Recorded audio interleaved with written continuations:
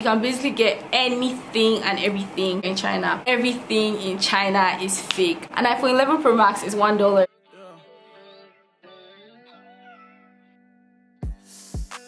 Are you gonna miss me when I'm gone? I just took a sip of... Hey everybody, welcome back to my channel. If it's your first time here, hi, my name is Sarah. I hope you like it here and I hope you subscribe. And if you're a returning subscriber, thank you so much for coming back. We just recently hit 50k subscribers.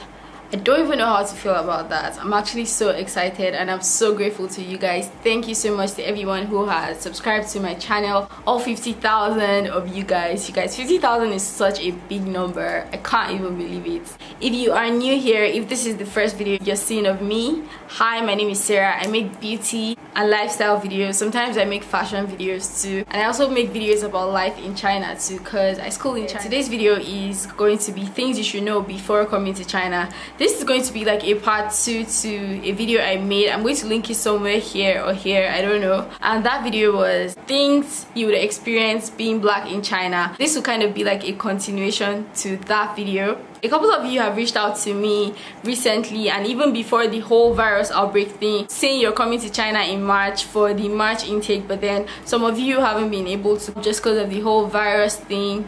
And some of you guys actually went to China, but then yeah, hopefully things are going to go back to normal before we know it. So if you like to hear all the points that I state in this video, just keep watching. So my first point is that if you are going to China, you need a translation app.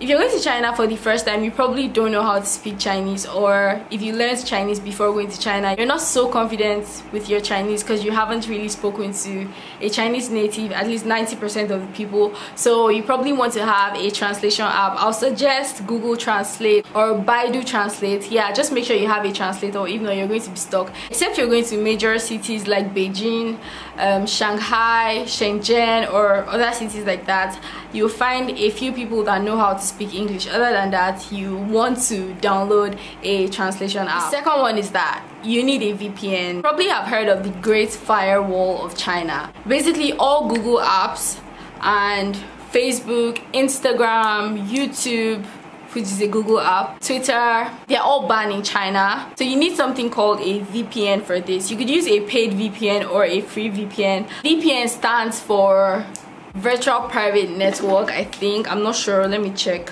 Yeah, VPN stands for Virtual Private Network. What this app does is that it will basically trick the internet to thinking that you are not in China, a location that is not China, of course.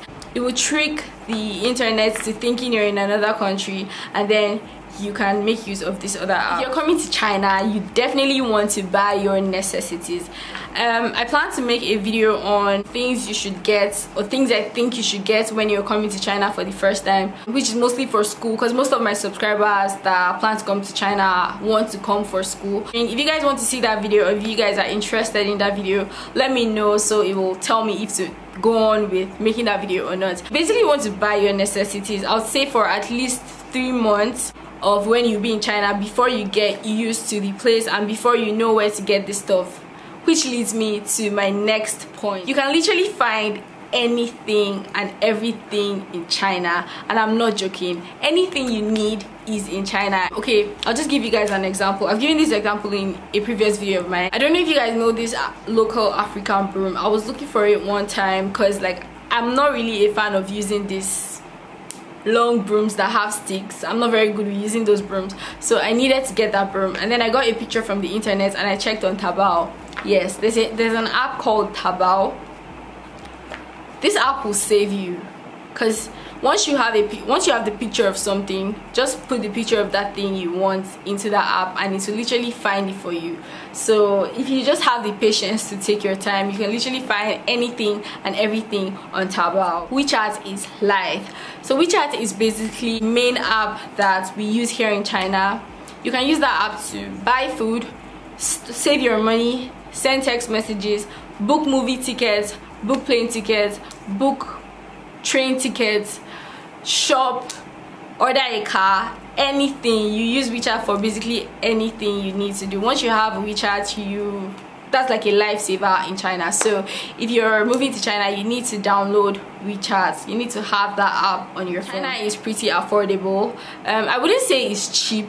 because people basically think that when you come to China everything is free. I feel like people back at home think, oh, you like go to the market and say, oh, I want an iPhone 11 Pro Max, and they tell you, oh, an iPhone 11 Pro Max is $1. No, it's not that cheap. China is, you get things are quite affordable here, but then it is not dirt cheap like that, but then it's actually very cheap compared to other countries. For example, transportation is quite cheap here.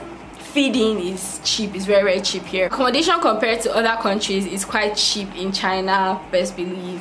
You can get an apartment for as low as $100 monthly. So yeah, life in China is pretty affordable. I plan to make a video like that. And just so you know, if you plan to start a business, that is why you hear people saying things like, oh, if you want to start a business, you should get somebody that you know in China, or at least try to get a vendor from China.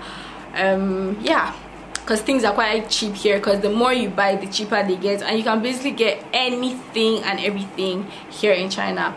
Which leads me to my next point. Not everything in China is fake. I feel like people think that everything in China is fake. No, you guys, the best, and I mean the best and the most original items and stuff are made in China.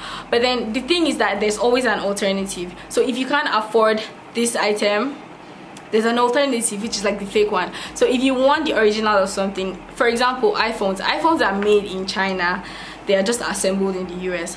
But if you can't afford that, you can get something else. So most of the original stuff you see, TVs, phones, cars, a lot of stuff are made in China. So not everything in China is fake, best believe. But then there's always an alternative, if you get what I mean. So if you can't afford this, you can afford that.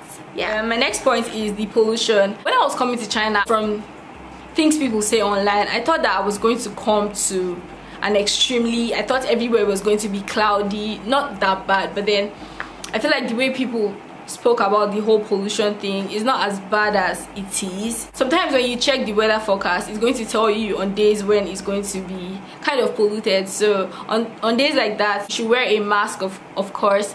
And yeah, but then the pollution is not as bad as people say. Like, yes, it is quite polluted, but then I don't think for a city like mine it is that polluted, because maybe in other cities, but then I honestly can't speak for other cities because I only know about mine. I'm sure you guys have heard this a lot, but then you're basically going to be, if you're a foreigner, black, white, whatever, as far as you're not Chinese or maybe Asian, you are basically like a celebrity here. So you're going to get a lot of pictures, you're going to get a lot of stares, people asking you questions. Just embrace your 5 minutes or 10 minutes or however long you're outdoors for. Just embrace that time of fame. Yeah, tipping isn't really a thing here. I feel like in other countries it's kind of like compulsory, if I say so. It's kind of like compulsory to tip people for things, but then tipping isn't like a thing here. It's more like insultive or disrespectful to tip people. So tipping is not a thing here. You're saving your money, right? Yeah. Especially during the winter, you tend to hear Chinese people make very disgusting sounds. Not just old people, but old and young people, and they tend to spit everywhere. I'll try to find like a voice note or like a sound effect of that thing, because it's really disgusting.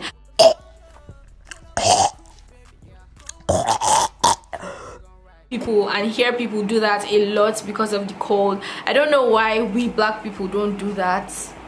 I don't know why it's only Chinese people, but then they tend to do that a lot. You can literally be walking on the road and somebody beside you is just going to spit. They tend to spit everywhere. Yeah, they spit a lot and it's disgusting. But then it's your country, not yours, so I told you guys earlier on that stuff in China are pretty cheap. Bargaining is also a thing.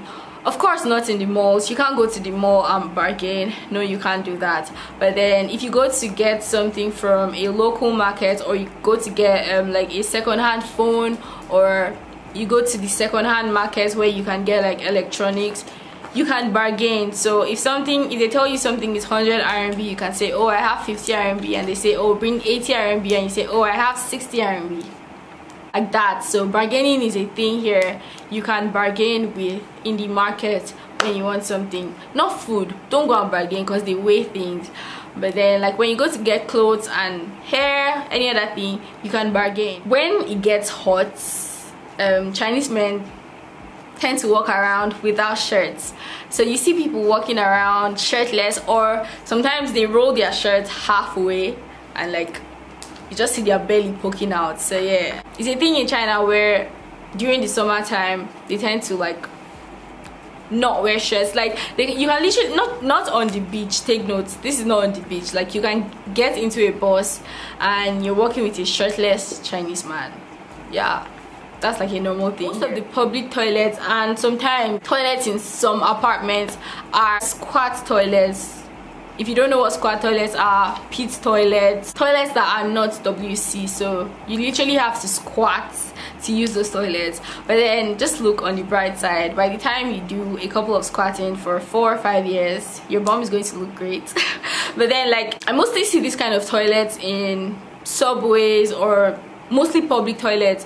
Like the toilets in my school dormitory are WCs, they are not squat toilets. The toilets in my apartment are not squat toilets, they are WCs. But then I've seen or I've heard of other people that have squat toilets in their apartments. So in my city, which is Shenyang, that's not really a thing. But then yeah, there are a lot of squat toilets in China. Most of the toilets are squat toilets. And if you see a WC in a public toilet, it's probably for people that have disabilities. Chinese people give you hot water all the time. So if you go to visit a Chinese person, they give you hot water. When it's cold, they give you hot water. When it's hot, they give you hot water. So it's not really a thing for people to offer you cold water or maybe a cold drink.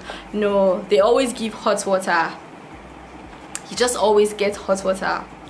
I don't know if that's a tradition or something, but they just always tend to give you hot water. If you plan on coming to China and you want to know more about how it is here, I'm going to suggest that you watch the video I link in my description box below. I really hope you guys enjoyed this video. If you live in China or you school in China, just leave some more points in the comment section below and let's interact. Thank you guys again for 50k subscribers. If you haven't subscribed to my channel and you got this far in the video, I don't know why you haven't subscribed, but then please subscribe to my channel. And if you enjoyed this video, give it a like. And yeah, I'll see you guys in my next video. Bye. I don't wanna do this anymore. Say me, girl, I'm drunk.